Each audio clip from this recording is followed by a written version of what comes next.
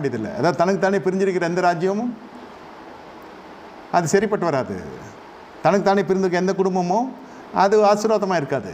அதுதான் இது திருமணமான முதல் ஆண்டிலிருந்தே இதை குறித்து உடன்படிக்கை குறித்து கண்ணும் கருத்துமாய் தம்பதிகள் இருக்க வேண்டும். இதெல்லாம் மாமன் மச்சான், அங்காளி பங்காளி, சொந்த பந்தம், தாய் தகப்பனார் யாரும் சொல்லி தர மாட்டாங்க. கூடுமான வரைக்கும் கருத்து கணிப்பு போட்டு இறக்கி தான் விடுவான்.